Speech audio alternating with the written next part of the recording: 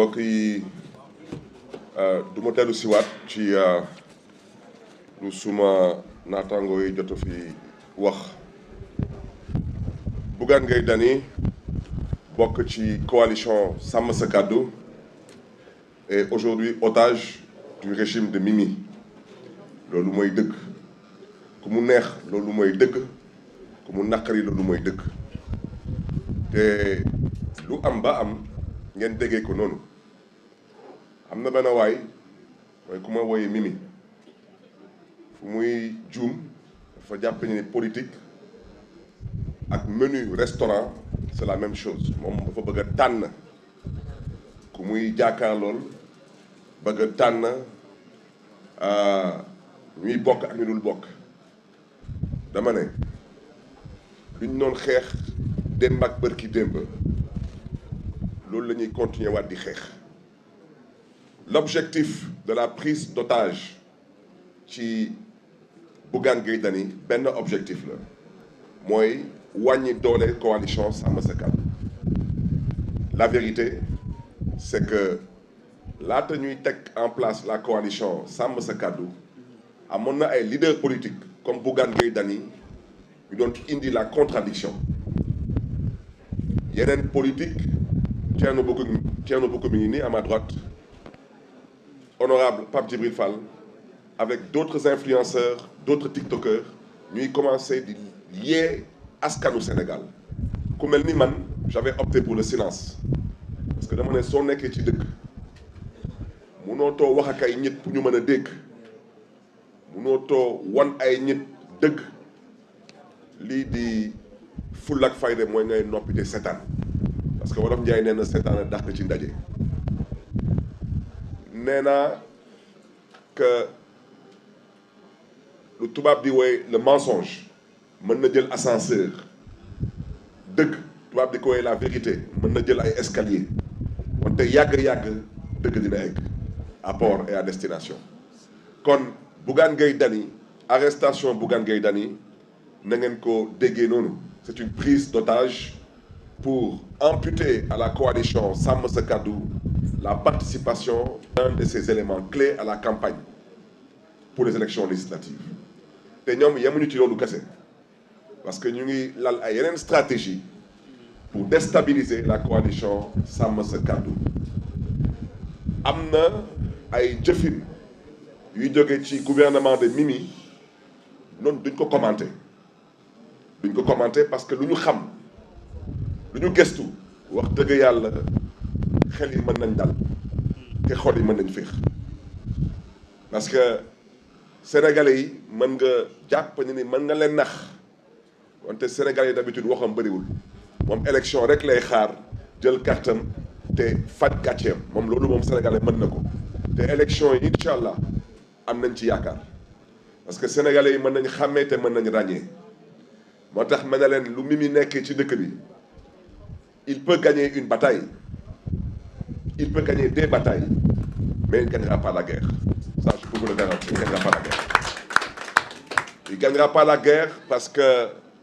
le mensonge ne peut pas prospérer. mooy lu wolof di wax fen maa ngi jóglu ci kàddu yi wante wax ci kenn du ko raay ñoom bañ ci tolloo raay yu ñu woon wax ci amul luñ fi waxut amul luñ fi defut amul xeetu menace yuñ tegul ci exécutif bi wala ci nguur bu fi nekkoon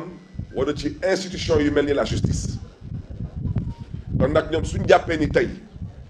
duñ leen wax seen bopp yi rek dañuy nax seen bopp te ragal amu fi te xamante nañu bu baax a baax. moo tax Bougane Gueye Dany ba ma ko gisee démb dama am xel bu dal parce que góor pire laa gis jàmbaar pire laa gis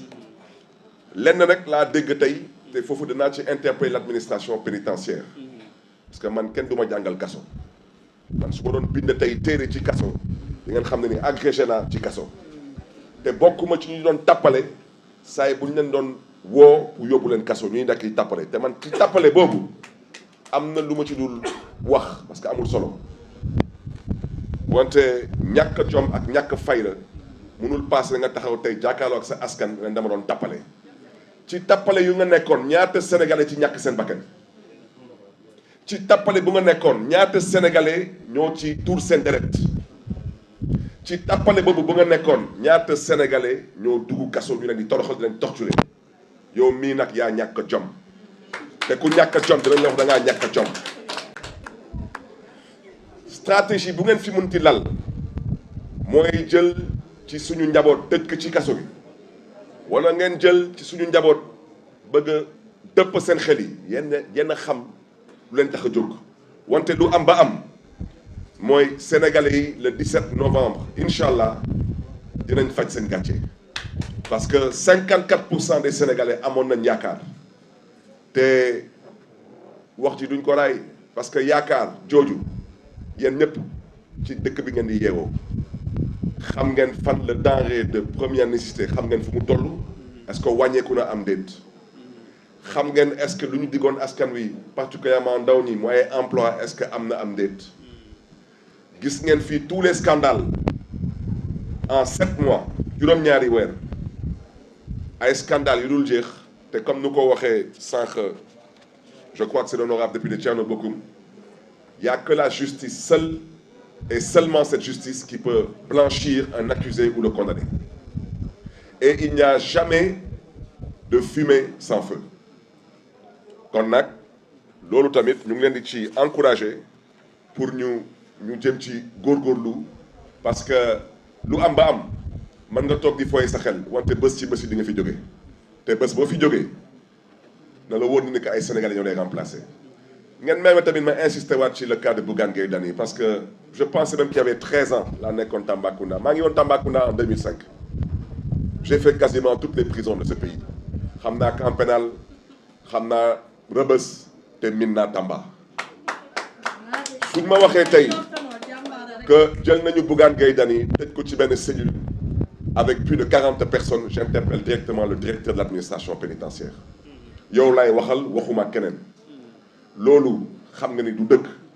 xam nga ni du yoon te xam nga ni que jaaduwul naam nangu naa administration pénitentiaire seen moyen dañu limité wante dama ne la prison de Tambacounda n'est pas une prison c'est un enclos pour chevaux man ba ma fay nekk sax amoon na évasion parce que malheureusement c'était l'état de la prison jooju soo fa duggee xam ngeen Dakar am ngeen Fort B mooy pour les enfants mooy xale mineurs yi am ngeen camp pénal mooy pour jigéen ñi am ngeen Rebeuss pour góor yi am ngeen tamit camp pénal pour les condamnés définitifs les condamnés pour les longues peines man bañ may dugal 2005 ci kaso bi ci Tambacounda dañ ma jëlee fii camp pénal génn ma fii 4 heures du matin gars yi jël ma encagoulé dugal ma ci oto xaw ma fu ma jëm gars yi yóbbu ma Tambacounda ma egg Tamba il faisait peut-être ay 10 heures du matin ba ma ñëwee nag wax dëgg yàlla régisseur bu fa nekkoon dalal ma administration pénitentiaire gàcce ngalaama ñu jël suma ay bagages ma topp leen ñu dugal ma ci benn cellule man kese pour des raisons de sécurité munoo jël ay leaders politiques d'un certain niveau da leen di dugal dans des cellules fu ñuy wooyee cellules yooyu dans le jargon mooy paquetage te waa Rebeuss ak may dégg waa camp pénal ak may dégg te xam naa lan mooy paquetage parce que dama ci teg suma bët kon nag nous appelons l'administration pénitentiaire à assumer ses responsabilités man dañ may dugal ci kaso bi dañuy jël secteur u mineurs yi ñu génnee mineurs yi yëpp libéré leen parce que benn kaso rek am Tamba ñu bàyyi jigéen ñi seen secteur kaso gi tout le temps où je suis resté à Tambacounda il n'y a aucun prisonnier dans la prison de Tambacounda bu ma teg bët amuloon tout le temps où j'ai été incarcéré à Tambacounda gisuma benn détenu pour des raisons de sécurité su ma doon génn pour dem watu ji wala dem jëli suma añ même ñu nekkoon dans la population carcérale générale dañ leen doon bloqué kenn musuma teg bët kenn pour des raisons de sécurité tous les hommes politiques qui sont passés ici ont été isolés man nag comme dama xawoon miin tuuti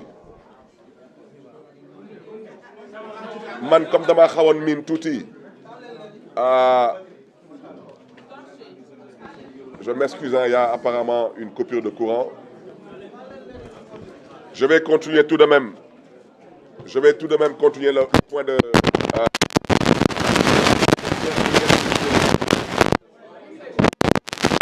xew ni daal c'est à l'image du pays mooy délestage yi te xam ngeen fu may waxee waaw ku mënul te tële nii rek la mbir bi mën a demee mooy des coupures de courant à tout bout de champ te ñu ngi commencé di ko bëgg a minaat kon nag mbokk yi dama ne lu ñu bëgg a teg Bougane Gueye Dany dañ koy ñaawlu di ci interpeller l'administration pénitentiaire wante tamit di ci interpeller tous les acteurs des droits de l'homme Bougane Gueye Dany n'est pas n'importe qui dans ce pays mu neex leen loolu la yàlla dogal mu naqari leen loolu la yàlla dogal kilifa la am nag Sénégal ay sénégalais yu am yaakaar ci moom dama ne du benn acteur politique fii Sénégal en commençant par Mimi bii kenn mësu leen paqueté kon nag bëgg a jóg tey ne da ngay jël Bougane Gueye Dany di ko paqueté duñ ko nangu te duñ ko seetaan maintenant nag balaa ñuy nekk di monter l'information à un autre niveau wax dëgg yàlla na ngeen teg Bougane Gueye Dany dans des conditions décentes wala ñoom ñu ngi may dégg wala vous transférez Bougane Gueye Dany à Dakar parce qu'à Dakar il y a effectivement des prisons qui peuvent accueillir Bougane Gueye Dany et la cellule des VIP à Rebeuss est encore réservée parce que pour l'instant il y a personne là-bas kon nag paquetage boobu dañ koy ñaawlu parce que ku min kaso dama ne ku min kaso dina xam lan mooy tuberculose parce que doo toog rek di ko gis da nga koy dégg ak yeneen xeetu feebar yu nit mën a jële ci kaso gi na ngeen nekk nit parce que yéen bañ leen di téye ci seen tappale yooyu on a respecté votre dignité humaine dama ne bañ leen doon téye ci seen tappale yi l'administration pénitentiaire a respecté vos droits donc on vous demande d'en faire de même et on invite aussi les droits de l'hommiste à se lever à se dresser et à dénoncer cette forme de torture psychologique mbokk yi comme nu ngeen ko xamee démb dañu dem Tambacounda ne dañ fay dem jàppale suñu naataango